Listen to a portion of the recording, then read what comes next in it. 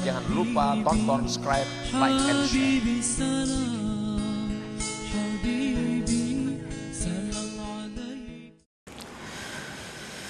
Hanya saja dinyatakan pada ibadat itu baik dan patut sekira-kira ibadat itu diterima di sisi Allah Azza wa Jalla. Orang yang sembahyang, ujar Nabi kita nih, 2 rakaat sunat subuh, 2 rakaat aja, ada sampai 5 menit 2 rakaat itu, dia diganjar oleh Allah dengan yang lebih baik dari dunia dan isinya. Coba 2 rakaat aja. Jadi kalau ibadah kita ini diterima oleh Allah, kada kau dikisahan lagi, kada kau dikisahan kalau diterima.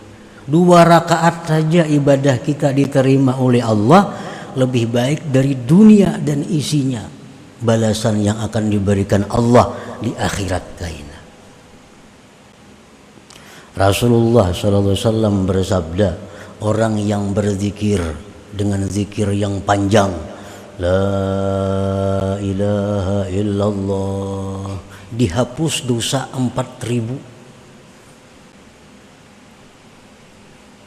Nah, amun diterima, la ilaha illallah 4.000. Amun dosanya habisan, dosa anak bininya terhapus juga. Anak bininya sudah habisan, tetangga kiri kanan muka belakangnya pun dapat juga. 1 kali la ilaha illallah. Nah, jadi itu jar Sayyidina Ali tadi, itu yang kita cari, itu yang kita pentingkan, kayak apa cara supaya ibadah itu diterima oleh Allah. Ini yang kita sungguh, ini yang kita berhimat dahulu.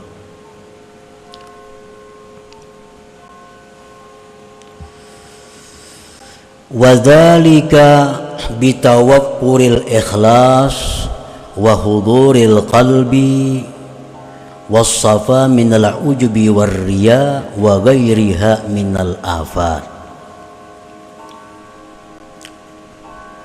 Yang demikian itu ibadah yang diterima Allah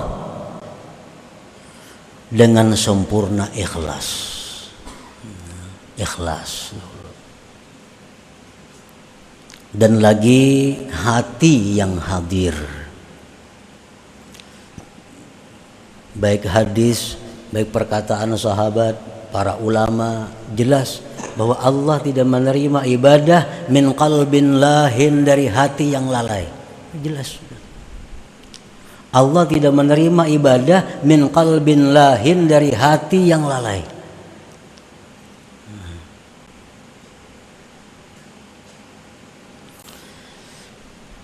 Ibadah yang diterima itu dengan sempurna ikhlas, hadir hati, bersih dari ujub dan riya dan yang lainnya dari penyakit-penyakit.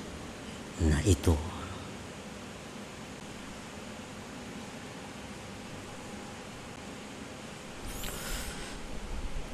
Ibadah yang sah, ini urusan ilmu fikih. Kayak apa supaya sah sembahyang, supaya sah zakat, supaya sah puasa, supaya sah umrah hajinya, itu urusan ilmu fikih. Belum tentu yang sah itu diterima Allah.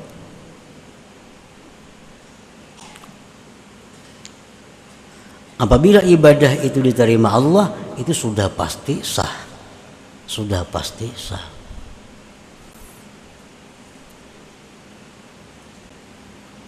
Ibadah yang diterima Allah itu dengan syaratnya ikhlas, hadir hati, bersih dari ujub dan riya dan penyakit-penyakit lain.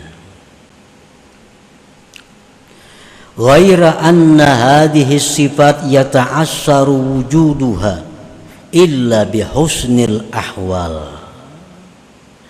Melainkan ini sifat-sifat tadi, ikhlas, hadir hati, bersih dari ujub, riya, itu sulit didapat, sulit didapat, kecuali dengan baiknya ahwal.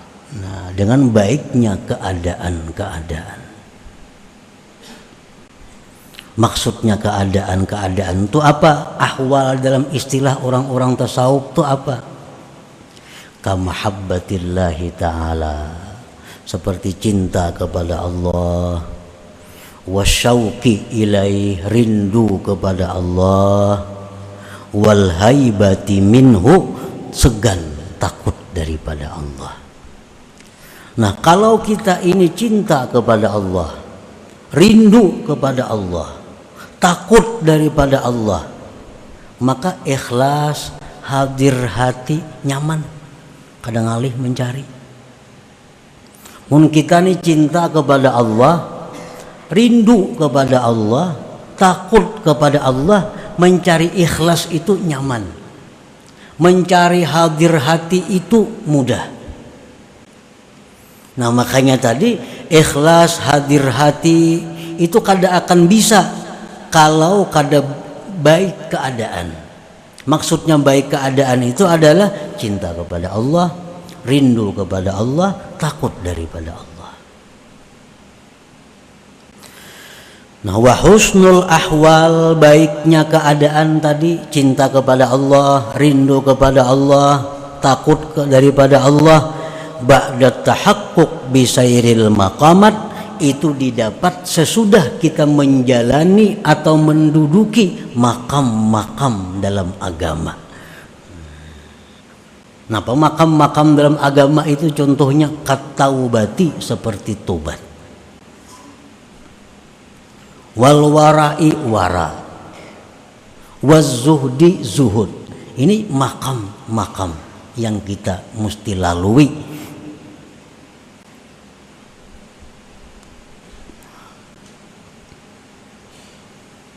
Jadi kita kada kawa cinta kepada Allah, kada kawa rindu kepada Allah, kada kawa takut lawan Allah kalau kita kada melalui makam-makam tobat dulu, wara, zuhud, dan lain sebagainya.